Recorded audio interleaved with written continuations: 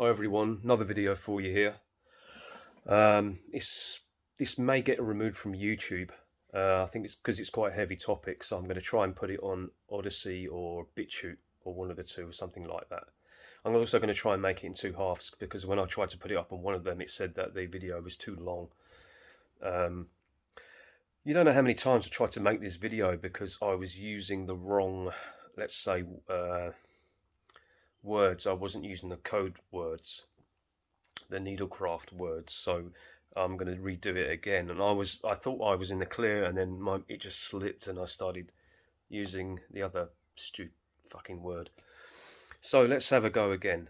So this is very much connected to the latest hype with the chimp pox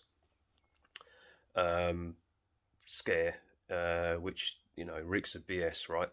It's like many people say and I think it's true, they're trying to give you a distraction from the side effects of the needlecraft, right? That's been happening, right? This is and I think that could be very, very likely. I think it's true. Let's be honest. And within this, whole Rona um, escapade, there is a definite connection to AIDS and HIV. Now I've said that, maybe this video will be taken down, but I just can't be. I don't have the mental capacity at the moment to start playing around with code words. But maybe if it does, I'll have to think of some code words for AIDS and HIV. Because anyway, let's have a go, eh? So looking at let's look first. Let's look at apparently the original origin of the Rona, right? Apparently, it was people eating bats. It was Chinese people eating bats, right? Chinaman eating bats, and then I don't know, in a soup or whatever, and then he started coughing on his fellow mates, colleagues, and then all of a sudden the whole of China, Wuhan or whatever, is infected with a deadly virus that actually isn't that deadly because it's not much more than the flu, is it? So, okay, that's the official original story, right? Apparently it was a bioweapon engineered in a lab, but if this is the actual virus, then it's not a very good bioweapon, is it? Because it, doesn't seem to be harming healthy people anyway. Okay, AIDS and HIV. That was from people eating monkeys, wasn't it? That's what we were told. It was people eating monkeys and chimps. Bushmen hunting them for bushmeat and selling them or eating them or whatever. That's the official story there. Same thing. So it's species crossover. You have a deadly virus and it crosses over to us. From one species to another. Now, I'm not a scientist, but apparently that's not very common, right? As far as I'm concerned, I'm willing to be wrong, but so that doesn't add up. Another one, and I don't know if it was a joke, but it was people shagging monkeys, right? So another theory, yeah, maybe you have a bunch of horny bushmen, and then they start shagging monkeys, and then they go to a village and shag other men or women, and then they shag someone else, and then the virus spreads that way, and then all of a sudden the whole of Africa is on its knees because of monkey shaggers or people hunting monkeys for bushmeat. Which, by the way, hunting the monkeys for bushmeat has apparently been happening for thousands of years. So that official story is almost like a story you would give to a child, isn't it? While you're kind of pulling the strings under their nose. That's the way it seems as far as I'm concerned. Now, keeping this in mind, I saw a documentary called The Origin of AIDS. And this was released in 2004. And you can look it up on YouTube. That's where I watched it. I watched the whole thing, I believe. And So if you look up the origin of AIDS 2004, you should be able to watch the whole documentary. And I won't go into too much detail about it. I was going to try and go over the whole thing and make notes, but I don't think I need to. I think I can cover basically everything here. Um, because it apparently, according to this documentary, AIDS originated from the polio needlecraft. This is where I went wrong last time. It was polio needlecraft that was basically maybe it doesn't matter if I'm talking about AIDS needlecraft, but maybe it does. I don't know. It could just be the trigger word, couldn't it? But apparently they'd been needling like African people for polio for since the 1950s, and they had found and isolated a AIDS-like virus in monkeys and and chimps too, apparently. So they knew this virus existed. All right. Now, how deadly it was to them um, compared to us may differ. I don't think it was almost like maybe like a monkey flu or something. I'm not 100% sure on that, but um, I mean, if you look at the chimp species, I mean, I've never heard of a pandemic wiping them out. Um, so I mean, we don't know for sure, but so according to the documentary, anyway, they were using chimp DNA in their needlecraft because they were using their kidneys, right? Um, Now, in the documentary, it had it on paper that the scientists admitted they were using chimp um, kidneys and blood and stuff to put in these things. Um, Later on, when they were interviewed in the documentary, they denied that they ever used chimpanzee material. Apparently, chimpanzees are the worst type of material to use for needlecraft. Um, you need more primitive monkeys. I don't know if it's something to do with because maybe genetically we're so closely matched that maybe it's not a good thing. I don't know, but they also interviewed several of the African assistants in these laboratories, and though they were the ones that did the dirty work basically, because what happened is they got they caught these chimps. Obviously, they hunted them. They killed the males, and then they basically kidnapped the females and the children. And they managed to get about 400 to 600 subjects, and they kept them in cages and kept them alive until they were needed.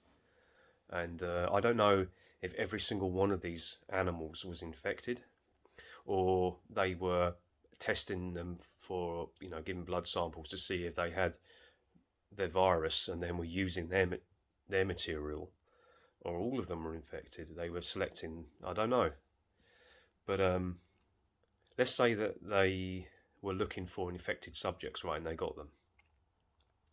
Well, these lab assistants were ordered to basically tranquilize these monkeys, and then while they were still alive and talking, that's one of the Africans said they would cut their kidneys out and then dump the body or leave them to die and then bury them. And then the kidneys themselves, and the scientists, they would with a fine pair of scissors, they would snip them up and then pulverize them, and then into like a gloop, and then they would distribute them in these polio needlecraft, and then they would distribute them to the African people. Now, I'm thinking, I mean, the obvious thing. I know what you're thinking. The obvious thing. It's a bioweapon they're making. Now, I think that's most likely, but let's. It could be the other reason is these scientists were had big egos, and they wanted their 30 seconds of fame, and they wanted to have their faces in magazines and a book written about them, and give lectures in the I don't know, the what was it in England, the Scientific Society, Research Society, I think it was. Oh, by the way, in that interview, they went there and the Royal Scientific Research blah blah blah society or whatever, and they denied that they were using chimpanzee material or something like that as well, right?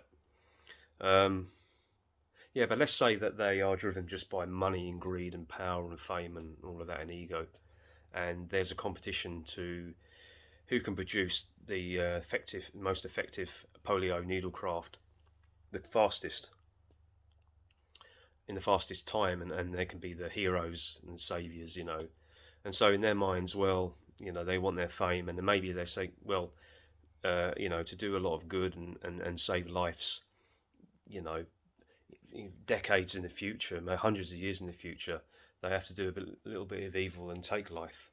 And if they can get away with it, they will. So maybe Africa was the perfect test subject ground for them, because these people were, you know, not very educated in what was happening to them, and they didn't have many rights, so they would be perfect. And so that's what they did, and then they observed.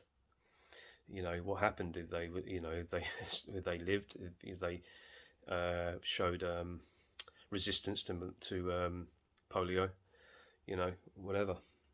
But I think, and the force that was driving these signs consciously, that's what they were doing. But if that is the case, the force that was driving them was anti-human, anti-nature. I think it was, a psychopathic spiritual force running through these scientists, certainly the ones who were, mostly involved, to cause as much destruction upon, human beings and in nature as they could. It's an abomination what they were doing, as far as I'm concerned. Even the way that they were doing it, I was talking about it to a friend, and she said it's like witchcraft, and it is. What the way that they were harvesting, the material, and what they were doing to these animals is just so dark. Mixing this up and that up, and I have them. It comes to in my mind, I think of like the mad scientist in the castle. Like butchering anything that moves and seeing what he can mix, kind of like a Frankenstein mad scientist, right? But I think most logically it's a bioweapon that they were making. I really do, and this was just the beginning. And they were looking and saying, okay, like what happens? Like if this kills, how does it kill? And certain people maybe drop dead within a few hours. They die very aggressively.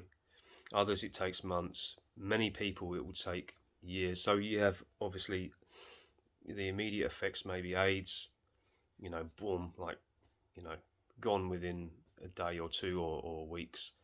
And then others take years, and then others decades, as they build up some kind of resistance. But it will kill them prematurely. It will take decades and decades off their life, right?